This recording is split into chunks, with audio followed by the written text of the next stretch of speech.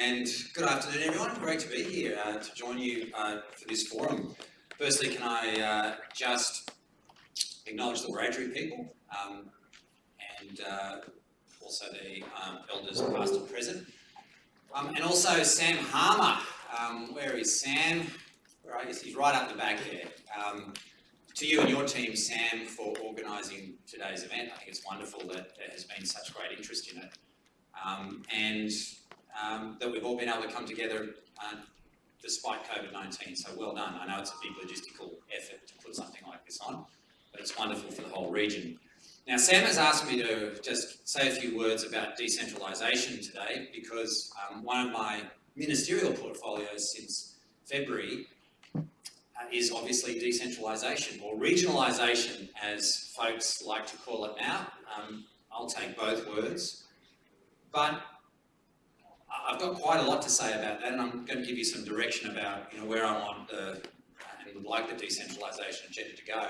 But Sam also asked me to just say a few words about my own personal decentralisation story, which I have to say has shaped my view on decentralisation policy and what we should be doing to get folks moving over the sandstone curtain. And I know many of you, probably all of you, are probably as passionate about decentralisation as I am.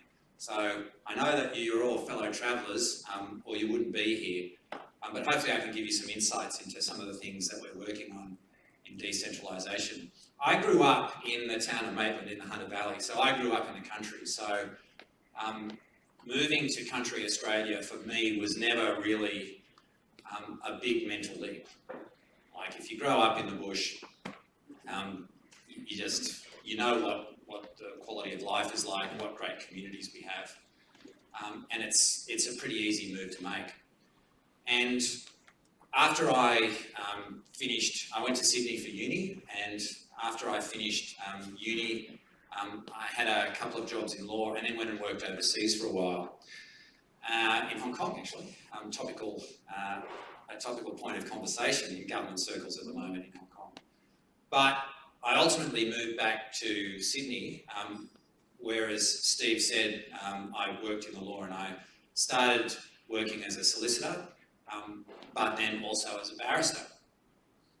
And I'd been a solicitor for several years, and when you're in then I went to the bar. So you've got to do a bar course to become a barrister. There's a special course that you do before they give you the wig and the gown. And then you do what is called your reading year, where you get your L plates. And usually in that reading year, you've got no money because you've got no clients, so you get the worst room on any given floor. And for me, I was in the 9th floor of Selborne Chambers, but they have this building called the Annex, which is next door. And it's essentially, I'm not joking, it was the storage cupboard. Like, they said, oh, there's your room. I was the only one in there, and it was just full of law books and a couple of desks, but it wasn't even set up as an office. It was just like a desk surrounded by boxes. There was no window. Occasionally you'd hear signs of life from someone moving around the corridor. I just remember thinking, wow, like I could die up here and no one would find me for days. Maybe someone coming up to get a law book might find me. And I started thinking, wow, this is not great. It's only for a year, but it's not great. And then I was looking at rooms for rent for the following year, where you've got to kind of really knuckle down and try to get some cash flow in and get some clients. And I saw an ad for Orange. And during the bar course I was at, they said, oh, by the way, they need barristers out in Orange, just so you know. Anyway, so I picked up the phone and rang one of the few barristers in Orange that day. It was just on a whim. I thought, I wonder what they're doing in Orange today. And I thought, it's probably better than what we're doing here, which is sitting in a cupboard. And I spoke to, I spoke to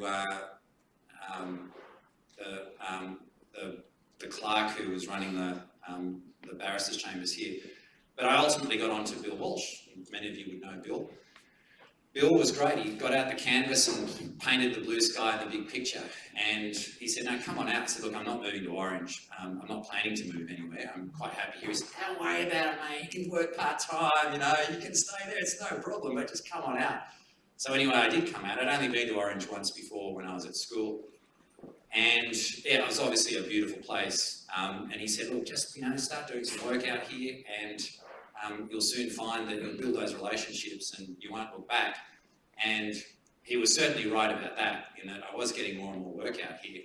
And I remember that with our barristers' rooms in Sydney, the Chief Justice of the New South Wales Supreme Court came to open a new wing.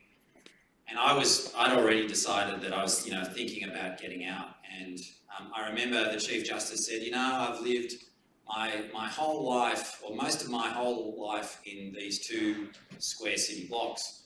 And so I know it really well, and I was thinking, wow, that's pretty impressive. And I thought, but I'm not sure that's a good thing. And then I started thinking about it, and I thought, well, I went to law school across the road.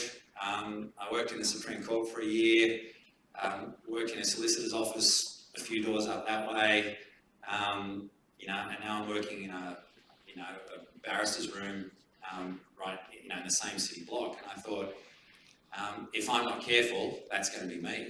And I don't think it's a great thing, because there's got to be something more.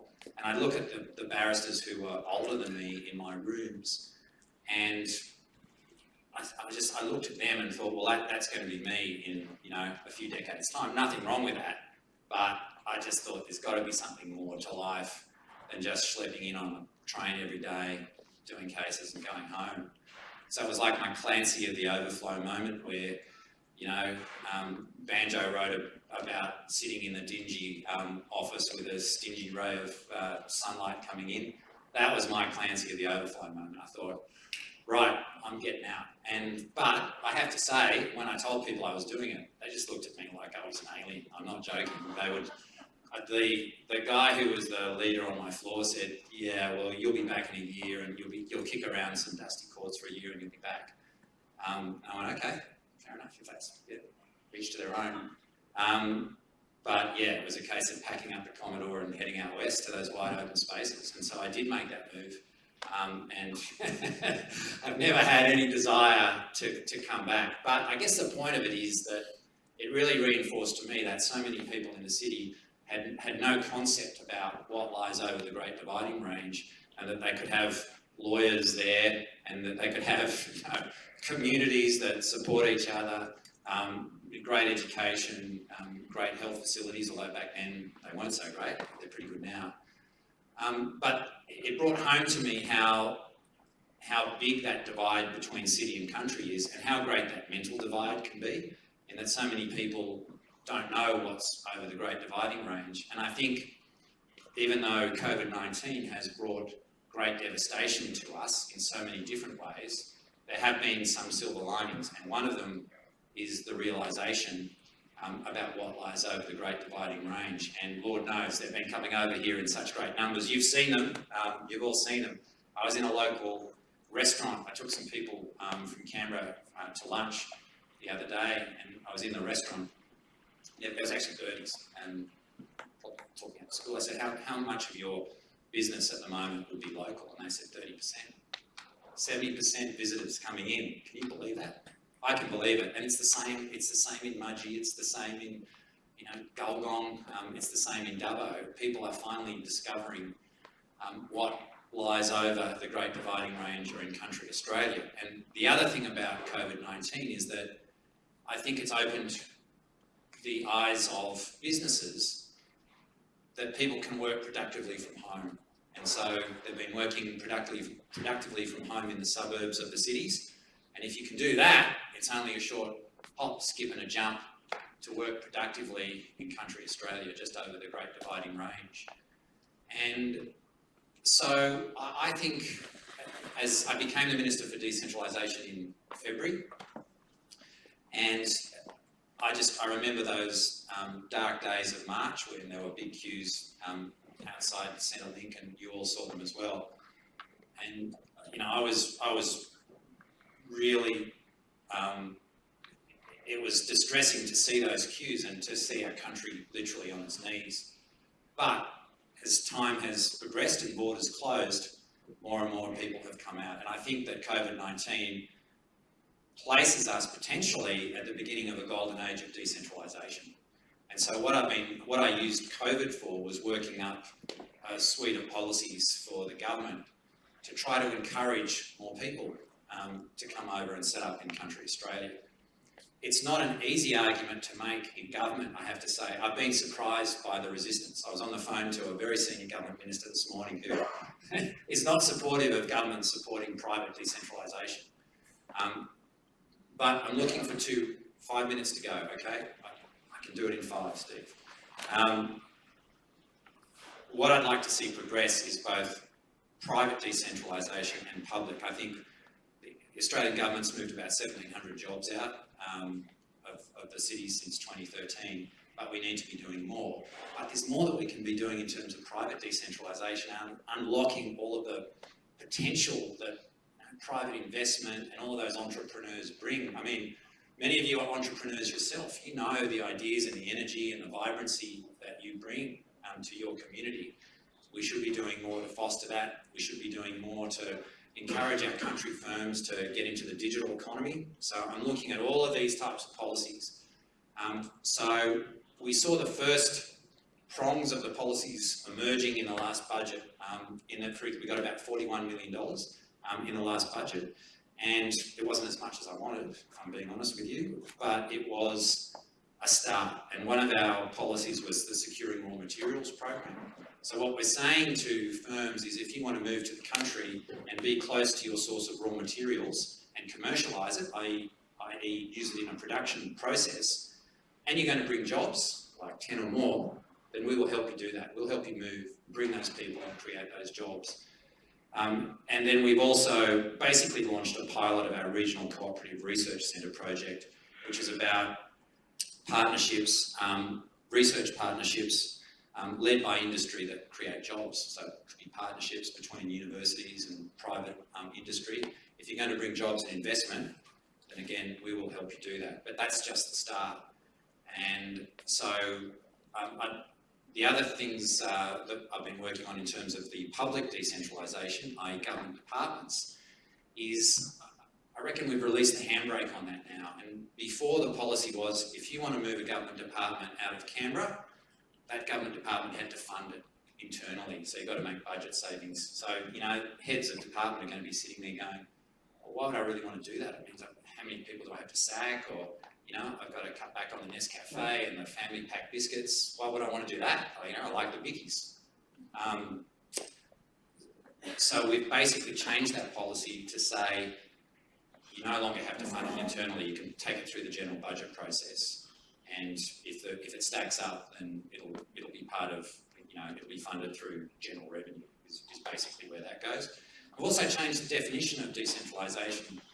So no longer, and you'll laugh, it no longer includes moving jobs from the inner city to the outer suburbs of Sydney or the other capital cities, which is what the policy included before. So like when I became the decentralisation minister, the first project they brought up, they said, oh, here's a project where we're going to be moving all of these jobs from a government department from the Sydney CBD out to Parramatta. And we want you to co-sponsor the bill. I said, I'm not doing that. Like, that's not decentralisation. It's like one of those moments where you kind of spit your tea out and you're having a cup of tea. No one out here believes that's decentralisation. So fortunately that has now been changed. 2 minutes to go. So we've just been conducting a series of decentralisation summits with the business community. You know, we've had some great folks there, including Macquarie Bank, which have Paraway Pastoral out here in Orange. We've brought academics together, the universities, Regional Development Australia, and what we're going to do is bring all of those ideas together and just, I'm told I'm not allowed to put out a green paper because you need official approval, so I'm going to put out a discussion paper bringing all of those ideas on decentralisation together so that we can keep progressing it, because decentralisation has to be part of our national recovery story, but not just for this government. Governments come and go, that's just the reality. Obviously I'd like this one to last longer and have more longevity than be shorter, but we want the next government, whoever forms that, to be invested in decentralisation and have their own decentralisation policy. So I'd like to build some architecture that can't be taken down easily. That's my goal. But as I said, there are a lot of MPs who are city MPs who don't want to go along with that. and you've got to change mindsets, you know, in Canberra and the people who are controlling the budget. So I'm going to go and have another crack at it in the next week. I was told this morning to bring my flak jacket. I said, that's all right, I'm used to it. But that's okay, even if they knock me back, I just keep coming back. I just keep coming back and back and back until we get what we want, because that's the way we roll in the Central West. That's how we got everything. Charles Sturt University Medical School, that's how we got that. That's how we got the 24-hour rescue helicopter service. That's how we got Gulgong Hospital. That's how we got Goanna Hill. That's how we got Dixon's Long Point Crossing. You've just got to be persistent and consistent. So as long as I have that job, that's my strategy. I'm going to be that annoying person that never lets up on decentralisation, so that this country has a decentralisation story to tell. And hopefully other countries may look at it and go, yeah, those Australians did that pretty well. It's a big country. And they really put that together well. So it's something that is vitally important for the future of our country. I believe in it passionately. And that's why I'm determined to make sure that we have that agenda as part of permanent government policy. And Steve, I reckon my time is up. Thank you. Thank you, folks.